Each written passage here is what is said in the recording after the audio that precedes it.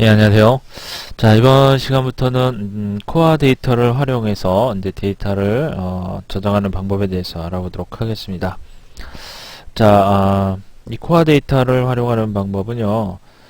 우선 지금 저희가 SK 이 버전이 지금 4버전이죠. SK4 버전입니다. 가장 최신 버전인데 이 SK4 버전 전 즉 SK3 버전부터 요 코어 데이터를 지원하기 시작을 했습니다. 어, 그래서 기존에는 SK에서 지원하지 않는 그런 기능 중에 하나라고 이게 지금 나와 있는데요. 이 코어 데이터는요, 그 데이터의 모델을 갖다가 시각적으로 설계할 수 있는 그런 애플 도구라고 보시면 되겠습니다. 그래서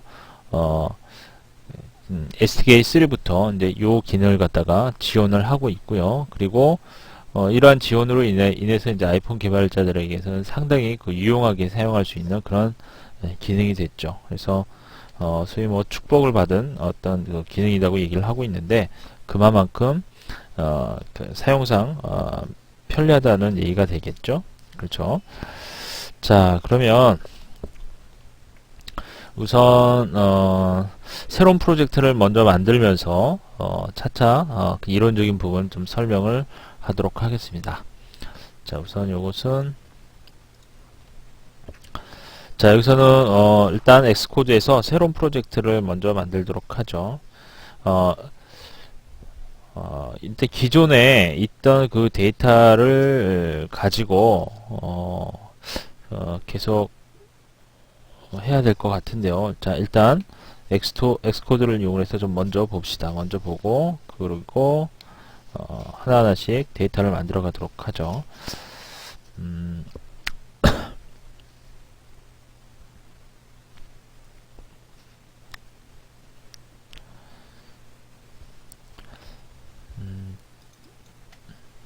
요것은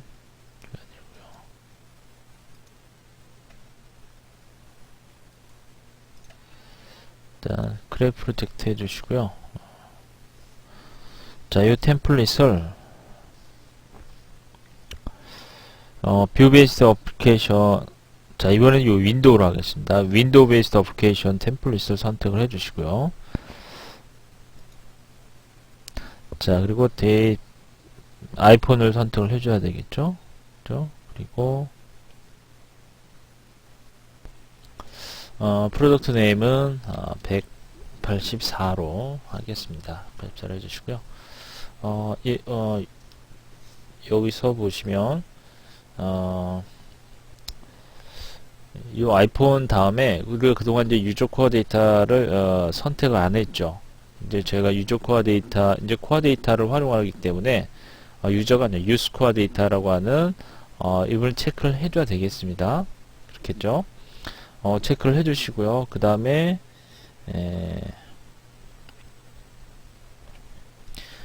유닛 테스트 요건 일단 풀어주고요. 자, 이 부분 꼭 체크를 합시다. 유스 코어 데이터 네. 그리고 넥스트 해주시고요. 크레이트 자, 새로운 프로젝트를 생성을 했습니다. 이제 이것은 코어 데이터를 활용한 그런 프로젝트가 되는 거죠. 자, 우선 프로젝트 명을 지정을 해줬고 그 다음에 우선 코드를 보기 전에 우선 프로젝트 창을 열어보시면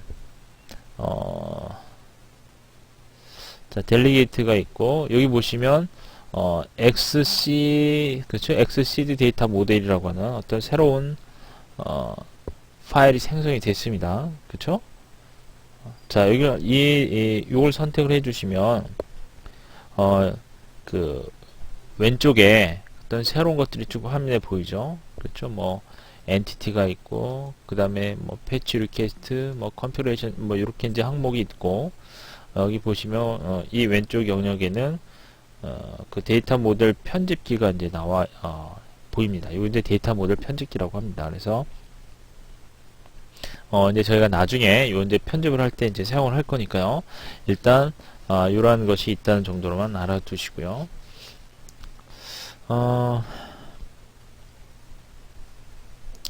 뭐 그리고 나머지 것들은 어, 익숙한 것들이죠. 뭐 델리게이터와 그 다음에 닙 파일, 그렇죠?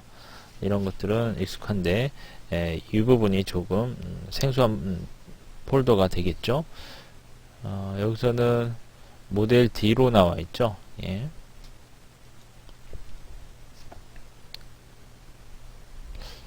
자, 이제 사실 요 파일이요. 어떤 파일이냐면, 요 파일이 이제 데이터 모델을 갖다가 저장을 하기 위한 그런 파일이 되는 겁니다. 아시겠어요? 데이터 모델을 저장하기 위한 그런 파일이 되는 거고요. 그리고 이거 말고도요. 파일이 안 보이네요.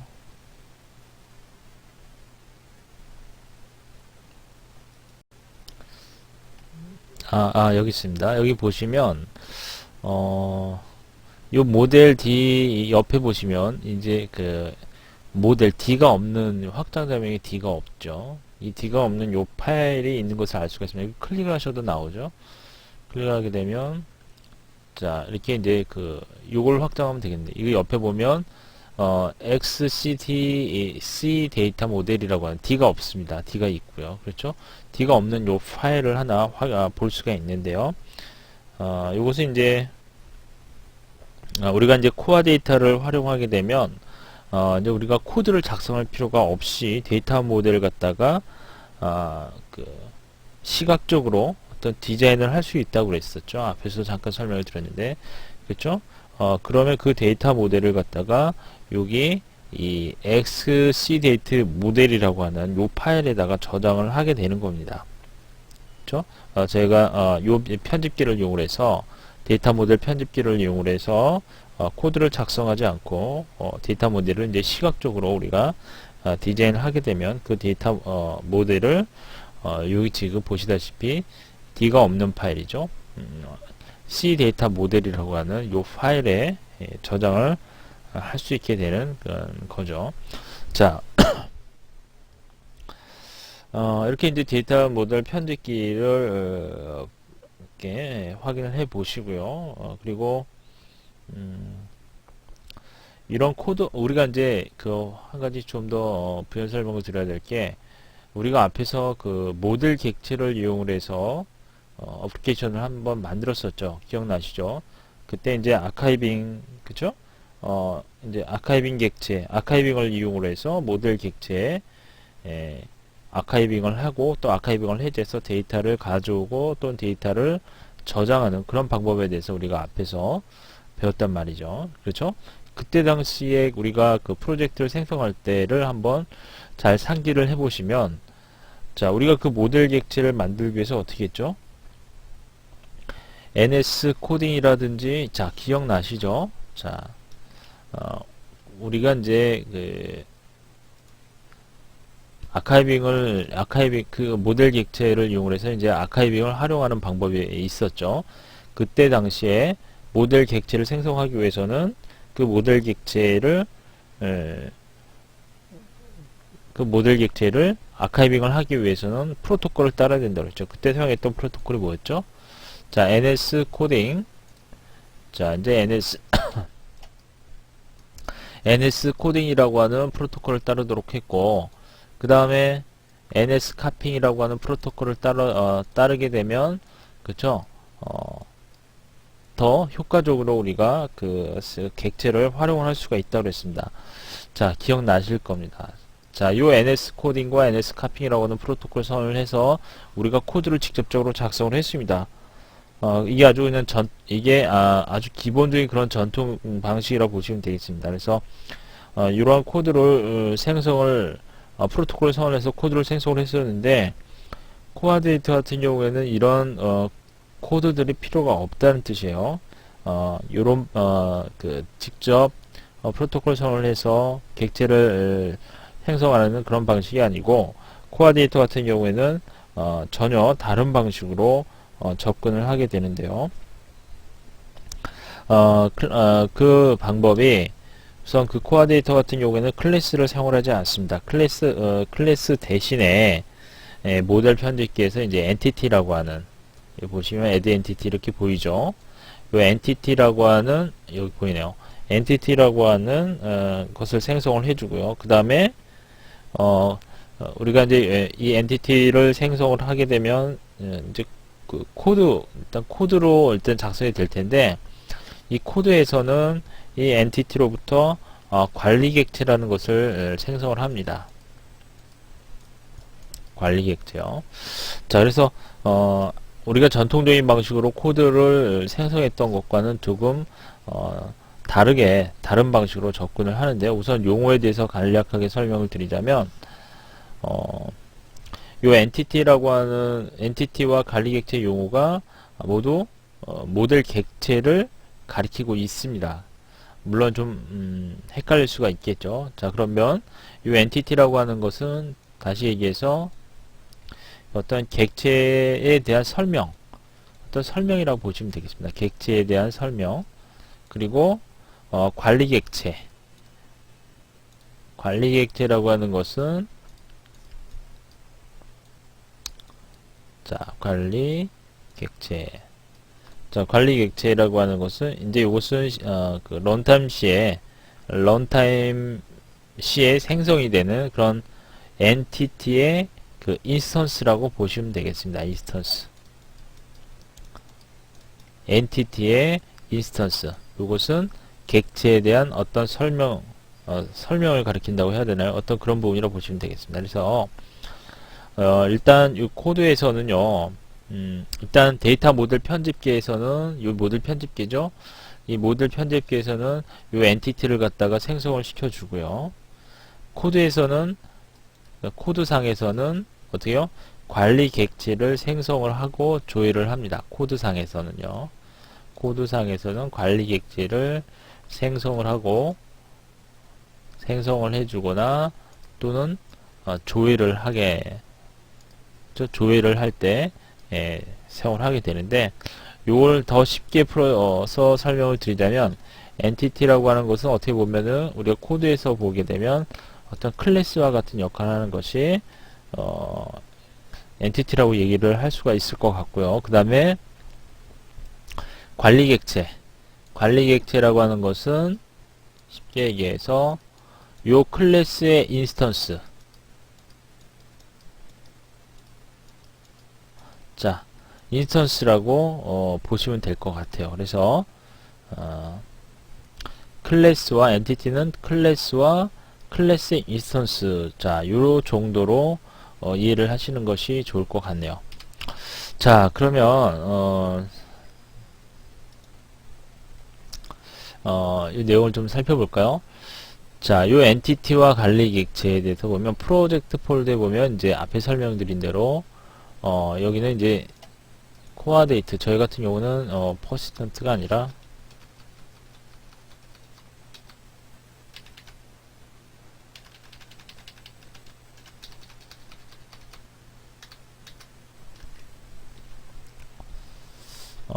파일명이 뭐였죠? 84 언더바가 되겠죠? 예. 요 파일을 의미합니다. 84 언더바 84. 그렇죠? 84가 들어갔네요. 들어갔는데 여기 또 D가 붙어 있죠?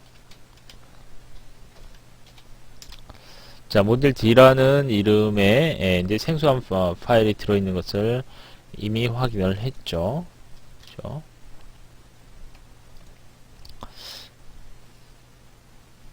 확인을 했고, 그 다음에 이 파일이 이제 데이터 모델 파일이 되는 것이고, 그리고 코어 데이터는 어떻게요? 코드 작성 없이도 이제 애플리케이션의 데이터 모델을 갖다가 설계할 수 있도록 해주는 어떤 그런 기능을 하는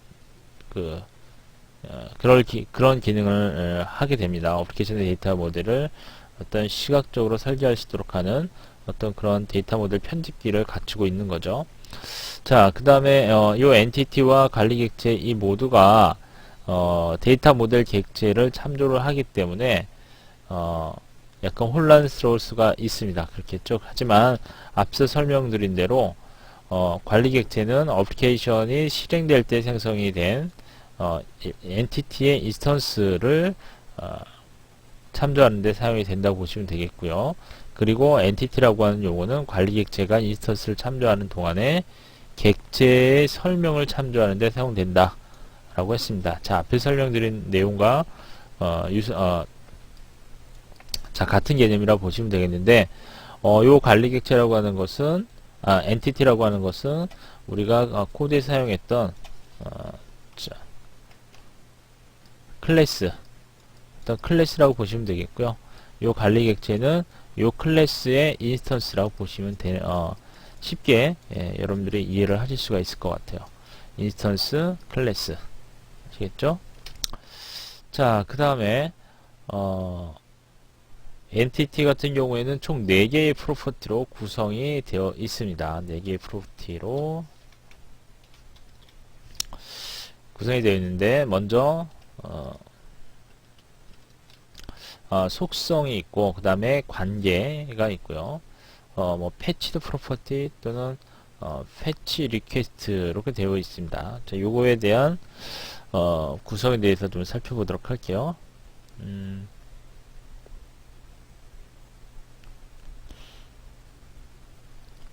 자, 우선 속성이라고 하는 것은 이제 일반적인 그 프로그램 용어와 내용이 비슷하죠. 그래서 Objective-C 클래스의 인스턴스 변수에 해당하는 코어데이터의 엔티티 함수가 되겠고요.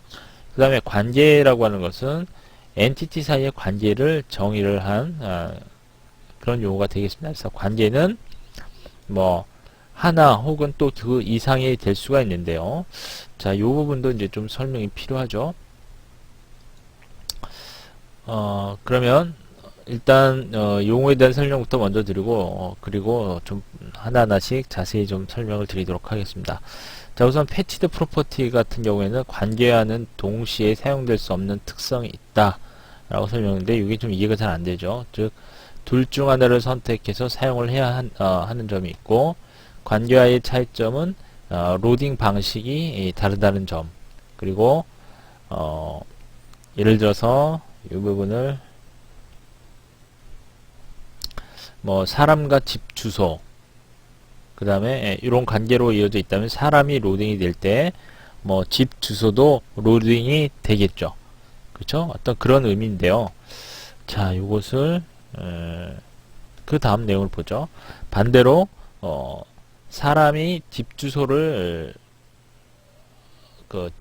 패치드 프로토를 참조하고 있다면 사람이 로딩이 되더라도 집 주소는 로딩이 되지 않는다 라는 내용인데, 이것은 우리가 앞에서 그 얘기했던 그 지연 로딩과 관련이 있는 어떤 그런 개념입니다. 즉 다시 얘기해서 집 주소에 적어도 집 주소에 접근하기 전까지는 요 로딩을 하지 않는 거죠. 집 주소를 참조만 한다는 그런 뜻이 되겠습니다.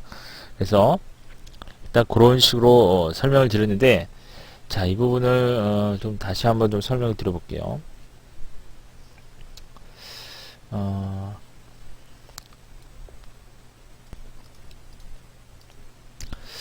자, 여기서 먼저 제가 이 부분을 갖다 좀 정리를 하겠습니다. 지금 속성이 네 가지, 이건 자세히 봤을 때 네 가지 속성이고요.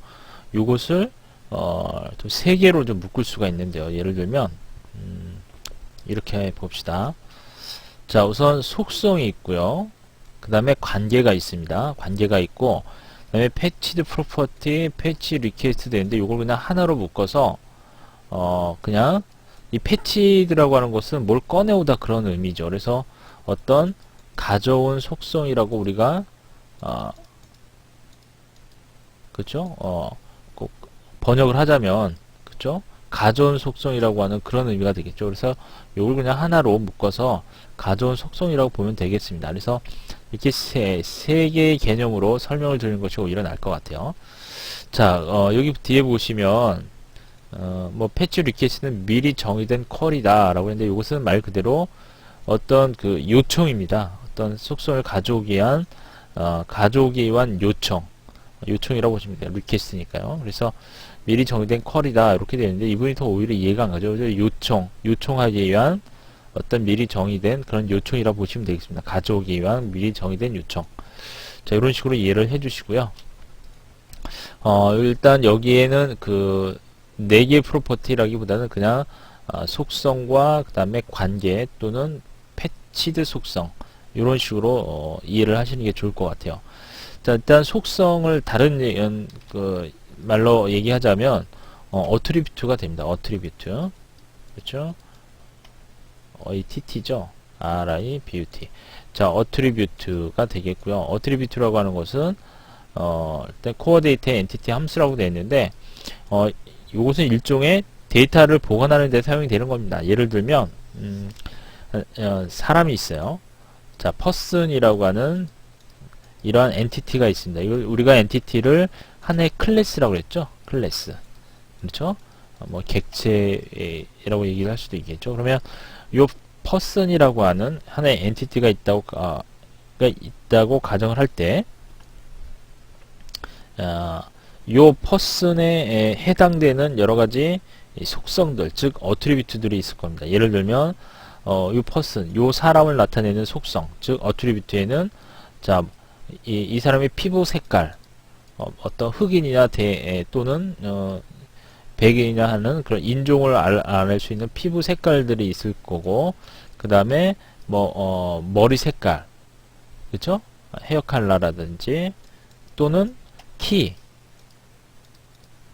키와 그 다음에 몸무게, 웨이트, 뭐 이렇게 이러한 속성들이 있겠죠. 이 사람의 그 특성을 나타내는, 자, 그러한 것이 바로 어트리뷰트가 되는 겁니다. 그렇죠? 그래서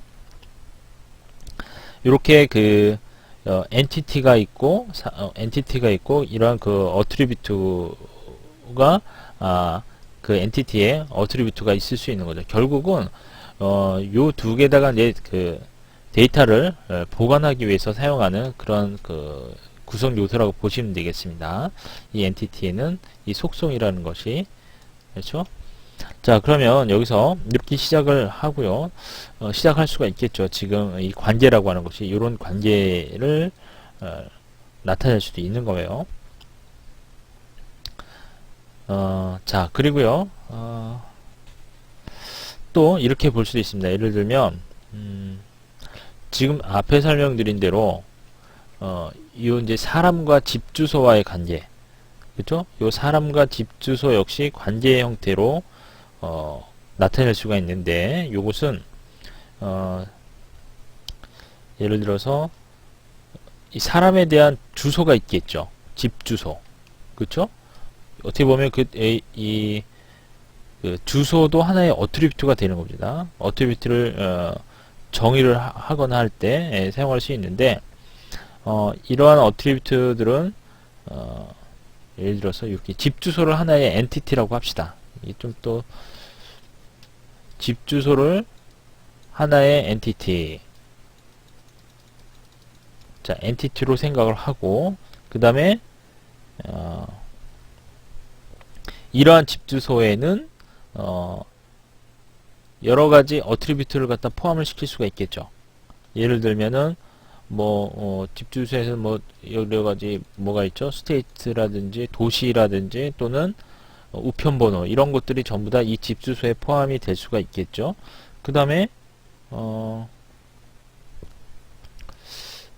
자, 그 다음에 이제 사람과도 연결을 시킬 수가 있는데, 예를 들어서 이렇게 할 수가 있을 거예요.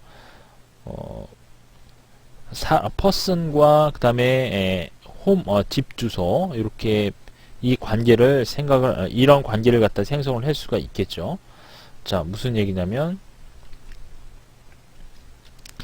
사람, 그 다음에 집 주소. 자, 이 두 개의 관계를 갖다가 생성을 할 수가 있어요. 이제 하나의 관계가 되는데, 이게 무슨 얘기냐면 요거의 관계를 생성을 할 때는 1대1 관계가 될 수도 있고, 그 다음에 1대 다 관계가 될 수가 있습니다. 즉, 다시 얘기해서 person과 이 집 주소 사이의 관계를 생각해 볼 때, person과 집 주소의 관계를 생각해 볼 때, 자, 대부분의 사람은 집 주소가 하나죠. 그 대부분의 일반적인 사람 같은 경우는 집 주소가 하나일 경우, 하나일 겁니다. 그쵸? 자, 이런 경우에는 1대1이 되는 거예요. 관계가. 1대1 관계가 되는 것이고, 그 다음에, 물론 1대 다일 수 있는 경우가 있습니다. 그 경우는 어떤 경우죠? 이 경우에는 집 주소가 먼저 우선이고, 그 다음에 사람인 경우에. 집 주소와 그 다음에 사람인 경우. 자, 집 주소와 그 다음에 사람과의 관계. 자, 이런 경우에는 어떻게 될까? 이런 경우에는 1대 다가 될 수 있습니다. 무슨 얘기냐면, 이 집에는, 그쵸? 이 집, 같은 주소가 되겠죠? 이 집 주소에는 사람이, 한 집에 여러 사람이 살 수가 있겠죠? 그렇겠죠? 관계가 자체가. 그래서 이런 경우에는 집 주소가 1이 되는 거고, 여러 사람이 살 수가 있기 때문에, 이런 경우는 1대 다수. 그렇죠? 1대 다수의 숫자가 들어올 수가 있는 겁니다. 따라서 물론 한 사람이 살고 있다면 1대1이 되겠지만 일반적으로 한 집에 여러 사람이 살 수도 있기 때문에 이 경우의 관계는 1대 다가 될 수가 있는 거예요. 자, 그래서 이런 관계에 대한 그 정의, 엔티티 사이에 이런 관계를 갖다가 정의하는 것을 앞에서 설명드린 속성 중에 하나인 관계라고 하는 부분이 되겠습니다. 자, 요것은 이제 나중에 저희가 이제 일단 그 개념만 이해를 하시면 될 것 같아요. 그래서 이런 관계의 개념, 뭐 1대1이니 엔티티 사이의 어떤 관계를 정의할 때 1대1인 관계인지 또는 1대 다의 관계인지 어떤 그런 관계를 나타내는 그 개념이 바로 이 관계에 대한 개념이 되겠고요. 엔티티의 그 구성 요소 중에 하나가 되겠고요. 그리고 마지막으로 이제 패치드인데요. 요것은 패치드 속성이라고 하는 것은 그 관계를 대신하는 그런 속성이라고 보시면 되겠습니다. 즉, 이 관계와 패치드 속성의 가장 큰 차이점은 로딩 방식입니다. 로딩에 영향을 미치는 건데요. 예를 들면 앞에 사람이라든지 집 주소와 관계를 맺는다고 했을 때 사람이 로드가 됐을 경우, 그죠? 사람이 로드가 됐을 경우에는 집 주소도 이제 함께 로드가 됩니다. 그런데 앞에 그 관계에서 얘기하는 거죠. 자, 그런데 예를 들어서 이 패치드라고 하는 것은 속성을 가져오는 거예요. 그렇죠? 그래서 사람이 가져온 속성이 있을 겁니다. 사람이 가져온 속성이 있으면 그 사람이 가져온 속성으로 집 주소를 그냥 참조만 하면 됩니다. 따라서 퍼슨이 로드가 되더라도 이 홈 어드레스, 즉 집 주소는 로드가 되지 않는 어떤 그런 방식. 요것도 이제 앞에 설명드린 대로 그 지연 로딩 방식이 되겠습니다. 그래서 이렇게 이 어트리뷰트와 그 다음에 관계 그리고 패치드 속성이라고 하는 것은 데이터 모델 편집기에서 정의를 하게 되어 있습니다. 따라서 이러한 것들이 이제 어플리케이션에서 어떻게 동작하는지를 우리가 이제 어떻게 작동을 하는지를 보기 위해서 이제 저희가 뒤에서 이제 작업을 하게 되는데 이제 엔티티를 생성을 하면서 만들어 가면서 그 부분이 이제 여러분 자동적으로 앞에서 설명드린 부분을 갖다 이해할 수 있도록 제작을 한번 해봐야겠죠. 그렇겠죠? 자, 지금 설명드린 요 엔티티의 구성 요소, 그렇죠? 관계라든지 그 다음에 어트리뷰트 그리고 패치드 속성이라고 하는 이러한 그 속성을 이용해서 우리가 엔티티를 구성을 하게 됩니다. 자, 지금 제대로 설명이 됐는지 모르겠습니다. 자, 여러분들 이제 요 내용을 그대로 읽으시면 오히려 더 이해가 안 되실 텐데 제가 지금 설명드렸던 어떤 관계의 개념과 그 다음에 속성 그리고 이 패치드 속성이라고 하는 이러한 개념들을 이해하시기 위해서는 제가 설명드렸던 그 방식대로 한번 따라서 한번 개념을 차근차근 상기를 해보시기 바랍니다. 자, 이렇게 해서 일단 오늘은 그 엔티티와 관리 객체에 대한 그 엔티티의 구성 요소까지 설명을 드렸죠. 그리고 관리 객체에 대한 기본적인 개념도 설명을 드렸는데, 다음 시간에 다시 이제 키 밸류 코딩, 그렇죠? 이 키 밸류 코딩에 대한 부분은 앞에서도 한번 설명을 드렸습니다. 기본적인 개념은 다 알고 계실 텐데요. 그 개념부터 해서 다시 한번 추가적인 용어에 대해서도 또 더 설명을 드리도록 하겠습니다. 자, 우선 오늘 강의는 여기서 마치도록 하고요. 다음 시간에 또 이어서 계속 하도록 하죠.